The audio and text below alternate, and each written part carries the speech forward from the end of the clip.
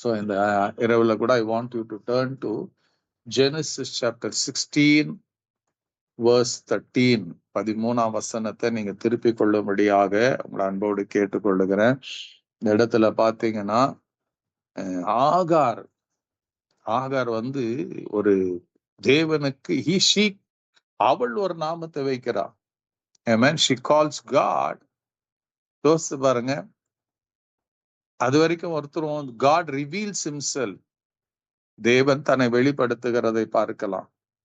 ஆபிரகாமுக்கு நான் சர்வ வல்லமுள்ள தேவன் என்று சொல்லுவார்.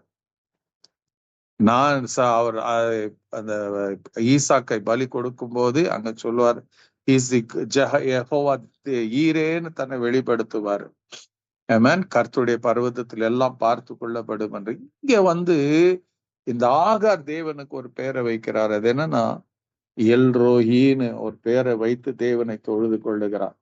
இந்த 13ஆம் வசனத்துல பார்க்கும்போது, அப்பொழுது அவள் என்னை காண்பவரை நான் உம்மிடத்தில் கண்டேன் அல்லவா என்று சொல்லி தன்னோட பேசின கர்த்தருக்கு நீர் என்னை காண்கிற தேவன் என்று பெயரிட்டாள். ஆமென். அல்லேலூயா. யோசித்து பாருங்க, ஒரு அடிமை பெண் அவ வந்து சாராய்க்கு தப்பித்து போய் கொண்டிருக்கிறார். துன்பம், இந்த வேதனை தாங்க முடியாம போகும்போது அவளை தேவ தூதன் சந்திக்கிறாரு, அவளோடு பேசுகிறாரு. பேசின பிறகு இந்த காரியம், நீ போ, மறுபடியும் அங்கே இரு, நான் உன்னையும் பிள்ளைய நான் ஆசீர்வதிப்பேன் ஆண்டவர் சொன்ன பிற்பாடு அவ இந்த வார்த்தையை சொல்றார், என்னை காண்பவரை நானும் இவ்விடத்தில் கண்டேன். என்னை கண்டேன். The God who sees me. We have a God who sees us. என்னை காண்கிறவர் ஒருவர் இருக்கிறாரு.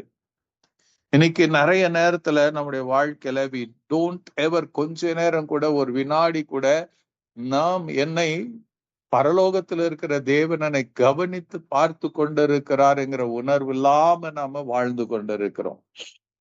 நீங்களும் நானும் இந்த பூமியில இருக்கிற ஒவ்வொரு நிமிடமும் ஒவ்வொரு வினாடியும் God is watching over you என்பதை மறந்து வாழ்ந்து கொண்டிருக்கிறோம். எவ்வளவு பேருக்கு தெரியும் இந்த இரவுல நீங்க எங்க இருக்கிறீங்க, என்ன பண்றீங்கன்னு? எனக்கு தெரியாது. I'm just a human being, but there is a God. அவர் என்ன பண்றாருங்க, நீங்க உங்களை குறிச்சு அவர் அறிந்திருக்கிறார். He sees you. இப்ப உங்களை பார்த்து கொண்டிருக்கிறார். எவ்ரி டே, ஒவ்வொரு நாள் உங்களை கவனித்து பார்த்து கொண்டிருக்கிறார். உங்க சூழ்நிலைகள் எந்த சூழ்நிலையில போயிட்டு இருக்கிறீங்கன்னு அவர் பார்த்து கொண்டிருக்கிறார். உங்க மன வியாகுலங்களை அவர் பார்த்து கொண்டிருக்கிறார். பைபிள் சொல்லும், அவர் கண்கள் மனுபுத்திரரை நோக்கி பார்க்கிறதா, அவருடைய கண் இமைகள் மனுஷனுடைய நீதிமானுடைய இருதயத்தை சோதித்து அறிகிறதா. எங்க பார்க்கிறதா? இருதயத்தை சோதித்து பார்க்கிறதா. சாமுவேல் தீர்க்கதரிசிக்கு ஆண்டவர் சொல்வார், நான் முகத்தை பார்க்கிறவன் அல்ல. நீ மனுஷர் முகத்தை பார்ப்பாங்க, நானோ இருதயத்தை பார்க்கிற தேவன். நான் எப்படிப்பட்டவனா இருக்கிறேன்? இருதயத்தை பார்க்கிற தேவன். ஆமென். ஹல்லேலூயா. சோ அதுதான் சொல்லுவாரு, God sees even the deepest and deepest. நீங்கள் உங்களை நீங்களே பார்த்து கொள்ள இத முடியாத இடத்துல தேவன் உங்களை கவனித்து பார்க்கிறவராய் இருக்கிறார் என்பதை மறந்துடாதீங்க. Amen. God is watching over you. அது நமக்கு தைரியத்தை கொடுக்கணும். சங்கீதம் 139ஆம் சங்கீதத்துல படிச்சீங்கன்னா தாவீது சொல்லுவார் 7ஆம் வசனத்துல, உம்முடைய ஆவிக்கு மறைவாக நான் எங்கே போவேன்? உம்முடைய சமூகத்தை விட்டு நான் எங்கே ஓடுவேன்? நான் வானத்திற்கு ஏறினாலும் நீர் அங்கே இருக்கிறீர், நான் பாதாளத்தில் படுக்கை போட்டாலும் நீர் அங்கேயும் இருக்கிறீர், நான் விடியற் காலத்து செட்டைகளை எடுத்து சமுத்திரத்தின் கடையாந்தரங்களை போய் தங்கினாலும் அங்கேயும் அது கை என்னை நடத்தும், அது வலது கரம் என்னை பிடிக்கும். தாவீதுடைய ஒரு confession. You know God, you are surrounded by, என்னை சூழ்ந்திருக்கிறீர் ஆண்டவரே. ஐ cannot hide myself from you.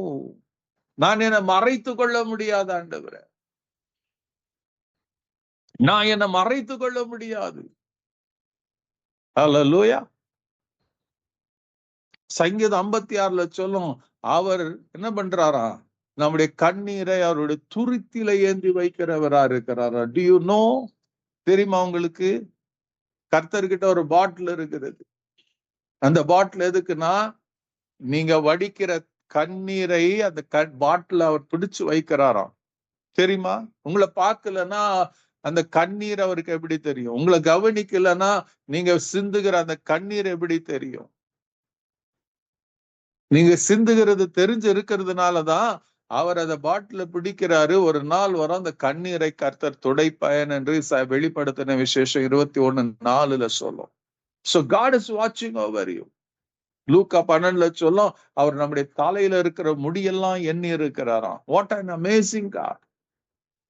இப்படிப்பட்ட ஒரு கர்த்தர் நமக்கு இருக்கிறது வேதத்துல சொல்லப்பட்டிருந்தாலும், பலருக்கு அனுபவமா பல காரியங்கள் அற்புதங்கள் நடந்திருந்தாலும், still we fail to trust him. என்னை பார்க்கிறவர் ஒருவர் இருக்கிறார். என்னை ஏதோ வேடிக்கை பார்க்கிறவர் அல்ல, வேடிக்கை பார்த்துட்டு உட்கார்றவர் அல்ல. இந்த ஆகார் ஓடுகிறா எங்கிருந்து? சாராய் கிட்ட அந்த தப்பித்து ஓடிக்கொண்டு இருக்கிறா, வனாந்திரத்துக்கு ஓடிக்கொண்டு இருக்கிறாங்க, யாரும் கிடையாது. அவளை பார்த்து ஆண்டவர் கேட்பார், ஆகாரே நீ எங்கிருந்து வருகிறாய், எங்கே போகிறாய்? So God knows. அவன் நினைச்சா யாரும் பார்க்கல என்னன்னு, அவன் நினைச்சா என் எஜமாட்டி என்ன பார்க்கல, என் எஜமான் ஆபிரகாம் பார்க்கலன்னு அவன் நினைச்சா. ஆனா கர்த்தர் பார்த்தார் என்பது அவன் மறந்துட்டா. ஆனா அவர் தேவன் பேசின பிறகு அவன் சொல்றா, என்னை காண்கிறவரை நானும் கண்டேன். உங்களை பார்க்கிறவர் ஒருவர் இருக்கிறாரு, அவரை கண்டு இருக்கிறீங்களா? உங்களை காண்கிறவர் தன்னுடைய கிரியையில தன்னை வெளிப்படுத்தி கொண்டே இருக்கிறார். You miss it. அவருடைய கிரியைகளில தன் யார் என்பதை வெளிப்படுத்தி கொண்டே இருக்கிறார். உங்க வியாதி நேரத்துல வியாதி குணம் அவர் வந்து ஜெபிக்கும் போது குணமாக்கும் போது தான் யெகோவா ராஃபா என்பதை தான் கர்த்தர் என்பதை வெளிப்படுத்தி கொண்டிருக்கிறார். நீங்க தாவீது சொன்னான், பயப்படுகிற நாளில் கர்த்தரை நம்புவேன். அந்த பயப்படும் போது, அவரை நம்பும் போது, அந்த பயத்திலிருந்து கர்த்தர் விடுதலை கொடுக்கும் போது, நான் இன்னும் பட்சத்துல உன்னோட தான் இருக்கிறேன் என்பதை கர்த்தர் வெளிப்படுத்தி கொண்டு இருப்பாரு. God is watching. God is watching. மறந்துடாதீங்க. நேற்றைய தினத்துல ஒரு அற்புதம் நடந்தது. நம்முடைய சுரேஷ் அவங்க ஊருக்கு போயிருக்கிறாங்க. அவங்களது ஒரு காடு இருக்கிறது. பட் என்ன ஒண்ணுன்னா, அங்க தண்ணீர் கொஞ்சம் பிரச்சனையா இருக்கிறது. நல்லா செழிக்க முடியும், but because of lack of water இல்லாததுனால கஷ்டங்கள் இருக்கிறது பல வருஷங்களாக. சோ இந்த முறை அவங்க ஒரு போர் போடணும்னு அவங்களோட சேர்ந்து தீர்மானம் பண்ணி ஒரு போரை போட ஆரம்பிச்சாங்க. போரை போட்டாங்க, ஜெபத்தோட தான் ஆரம்பிச்சாங்க. அந்த வாட்டர் பாயிண்ட காட்டுறவங்க வந்து காட்டிட்டு போன இடத்துல அவங்க அதை போட ஆரம்பிச்சாங்க. மிஷின் வந்தது, போர் போட்டாங்க. ஒரு சில அடிகள் போனது, ஒரு 500-600 அடி போன பிறகு நிறுத்தினாங்க. ஏன்னா தண்ணீர் தென்படல. ஏதோ கொஞ்சம் தண்ணி வருகிறதை பார்த்தாங்க. அதுக்கு மேல தண்ணியில வெறும் புகை வருகிறதை பார்த்தாங்க. சோ பேசினாங்க, என்ன நடக்குதுன்னு தெரியாது. எனக்கும் கால் பண்ணாங்க. நாங்க மறுபடியும் ஜெபம் பண்ணோம். We trusted God. அப்ப இன்னும் கொஞ்சம் ஆழத்துக்கு போனாங்களாம். ஒரு மாற்றம் இல்ல, தண்ணி தென்படல. அப்போ அங்க இருக்கிற மக்கள், அவர்கள் உறவினர்கள், நண்பர்கள் எல்லாம் வந்து இவன் அந்த தண்ணி பாயிண்ட காட்டினவருன்னு சொன்னார். அப்பா இதுக்கு மேல ஓட்டாதீங்க, தண்ணி கிடைக்காது, தண்ணி கிடைக்காதுன்னு சொன்னாங்களாம். யோசிச்சு பாருங்க, இவ்வளவு கிட்டத்தட்ட 700-800 அடி போட்ட பிறகு தண்ணி கிடைக்காத போது எவ்வளவு மன கஷ்டமா இருக்கு.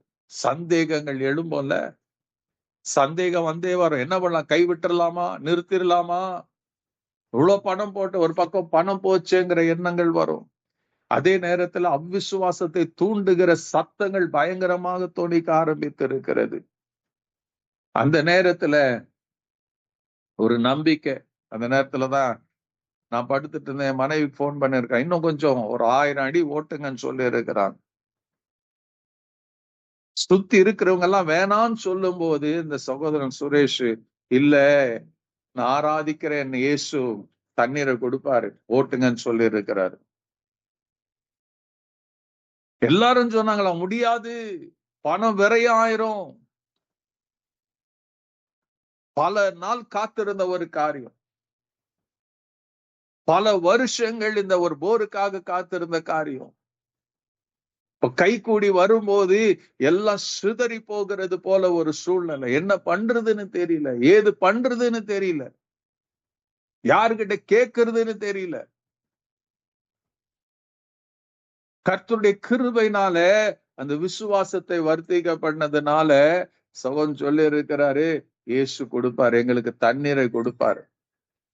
அவர் கண் மலையில இருந்து தண்ணீரை கொடுப்பாரு. அது சொல்லி கொஞ்ச நேரத்துல இன்னும் கொஞ்சம் ஒரு 10-20 அடி தண்ணி இன்னும் அது மிஷினை போடும்போது திடீரென்று பாத்தீங்கன்னா கீழே இருக்கிற பாறையில இருந்து தண்ணி பீச்சு அடிக்க ஆரம்பித்தது. யோசிச்சு பாருங்க, அது வரைக்கும் கர்த்தர் எதுவுமே கிரியை நடக்காதது போல இருந்தது. தண்ணி கொஞ்சம் கூட தென்படல, கொஞ்சோண்டு தண்ணி மாத்திரம், கொஞ்சமா தண்ணி மாத்திரம் தென்பட்டது. சந்தேகங்கள் எழும்பக்கூடிய காரியம் வந்தது. ஆனா கர்த்தர் என்ன பார்த்தாருங்க? விசுவாசத்தை பார்த்தார், நம்பிக்கையை பார்த்தாரு. என் மேல நம்பிக்கை வைப்பியான்னு பார்த்தாங்க. அவர் மேல நம்பிக்கை வச்சு இயேசு எங்களுக்கு கொடுப்பார் என்று சொல்ல அந்த வார்த்தையை கேட்ட பிறகு ஆண்டவர் என்ன பண்ணாருங்க? தண்ணீரை அந்த இடத்துல கொடுத்தார். நேற்று இரவுல நடந்த அற்புதம் இது. 12 மணிக்கு மேல நடந்த ஒரு அதிசயமான காரியம். நான் ஏன் இதை சொல்றேன்னா, இப்படிதான் கர்த்தர் தான் பார்த்து கொண்டிருக்கிறார் என்பதை வெளிப்படுத்துவார். ஆகார் சொன்னா, என்னை காண்கிறவரை நானும் கண்டேன். இந்த மாம்ச கண்களை நீங்க ஆகாரை போல பார்க்காம இருக்கலாம், ஆனா அவர் கிரியையில தான் ஜீவன் உள்ளவராய் இருக்கிறார், தன்னுடைய மகிமை உள்ளவராய் இருக்கிறார், தன்னுடைய அற்புதராய் இருக்கிறார் என்பதை இன்றைக்கும் வெளிப்படுத்தி கொண்டிருக்கிறாரு.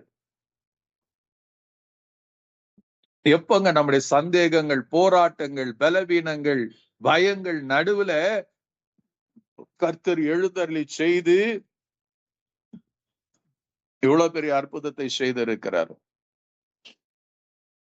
Do you think இந்த சத்தத்தை கேட்கிற ஒவ்வொருவரும் do you think God, தேவன் உங்களை பார்க்காம இருக்கிறாருன்னு நினைக்கிறீங்களா? உங்க பிரச்சனை அவருக்கு தெரியாம இருக்குதுன்னு நினைக்கிறீங்களா? உங்க கண்ணீர் அவருக்கு புரியாம தெரியாம இருக்கிறாருன்னு நினைக்கிறீங்களா? உங்க பயம் என்னன்னு அவருக்கு தெரியாம இருக்கிறன்னு நினைக்கிறீங்களா? கர்த்தருக்கு எல்லாம் தெரியும். He knows from A to Z. உங்களை முற்றிலுமாக அறிந்திருக்கிறார். உங்க பக்கத்துல தான் இருக்கிறார், உங்களை சூழ்ந்து இருக்கிறார். ஆனா அவர் இருக்கிறது ஒரே ஒரு வழியில தான் தெரியும், கிரியை மூலமா, உங்க வாழ்க்கையில நடக்கிற அற்புதத்தின் மூலமா. He will reveal through some way or the other.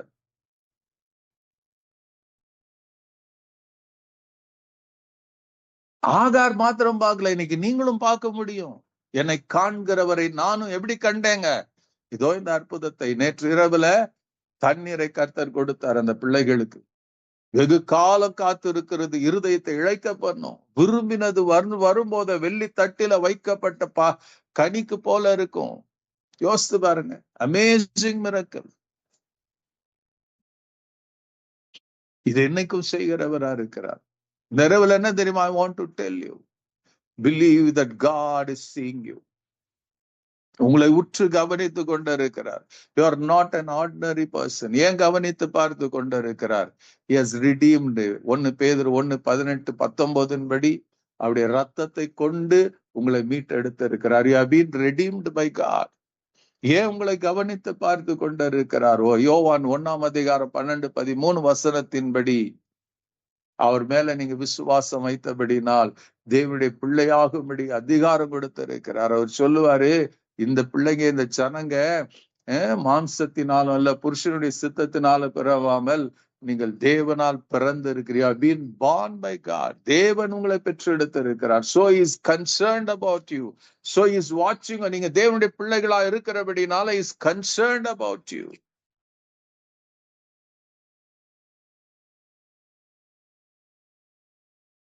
எபேசியர் 1:6 சொல்லும், he has predestined you. 5:6 படிச்சீங்கன்னா, God has predestined you in love. He has predestined you to adoption as sons and daughters of God. ஆண்டவர் இதெல்லாம் செஞ்சிருக்கிறாரு. அப்போ உங்களை கவனிக்காம இருந்துருவாரா? எப்படியோ போன்னு விட்டுருவாரா?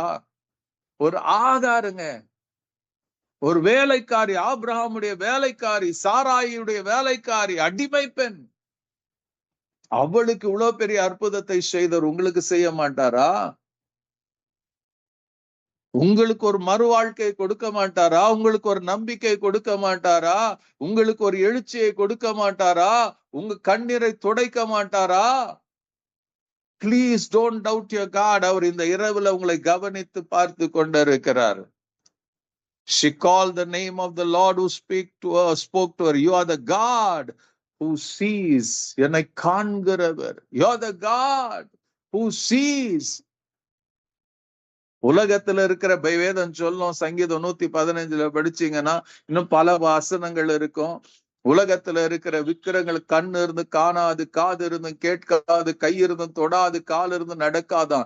ஆனா உங்க தேவனை என்ன தேவனோ அவர் காண்கிறவராயிருக்கிறார், பேசுகிறவராயிருக்கிறார், தொடுகிறவராயிருக்கிறார். நீங்க தனிமையில இருக்கும் போது உங்களோடு அமருகிறவராயிருக்கிறார், உங்களோடு நடக்கிறவராயிருக்கிறார். This is your Jesus. This is your Lord.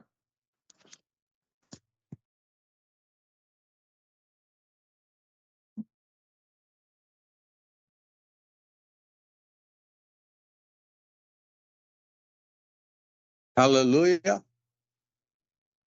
தேவனை முழுவதுமா அறியாத ஆகாருக்கே தன்னை வெளிப்படுத்தினார்னா, இன்னைக்கு ரட்சிக்கப்பட்டவருடைய பிள்ளைகளாக இருக்கிற உங்களுக்கு தன்னை வெளிப்படுத்த மாட்டாரா? உங்களை பார்க்காம எப்படியாச்சும் நீ போன உங்களை விட்டுருவாரா? ரிஜாய்ஸ்.